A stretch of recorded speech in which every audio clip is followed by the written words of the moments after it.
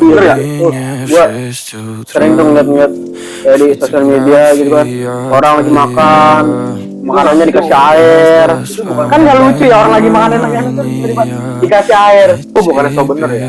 Ada 3 hal yang nggak boleh dicandain. 1, orang makan. 2, orang sholat. 3, orang tidur.